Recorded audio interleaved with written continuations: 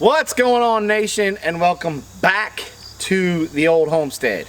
Well, here today we're going to show you guys how you can make a 3-tiered compost system for free, or at least very little cost.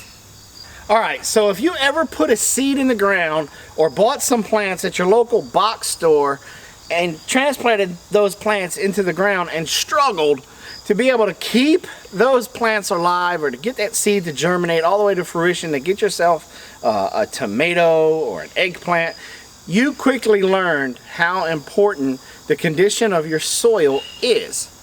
And so everybody tries to supplement their soil by making compost. Well, today I'm going to show you how we built a 3-tiered compost system using pallets. Now, what is a 3-tier system?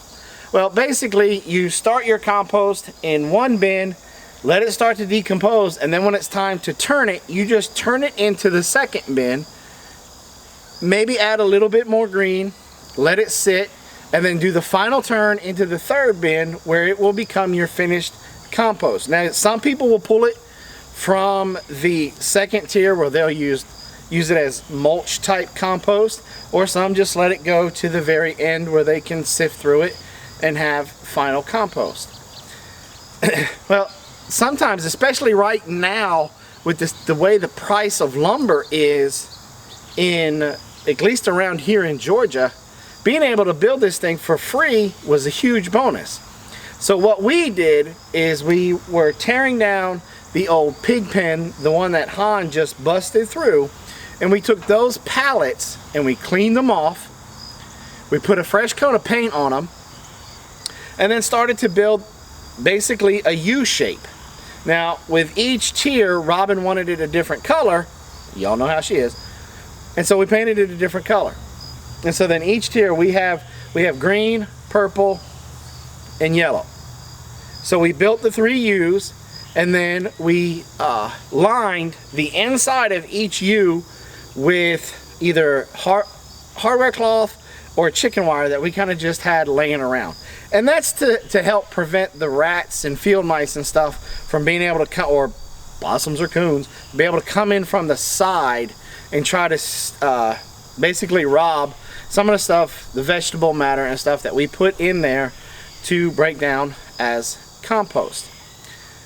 Once we did that, we took a couple of pallets apart to build the planks for the front. We painted them accordingly, and then we put them in place. And now what we'll do is we cut grass, or we have leftover vegetable matter from the garden or from the kitchen scraps. We'll bring them over here and dump them into the first bin. Then once that first bin is full, we'll obviously stop and then let it break down, and then we will spin it over to the second one.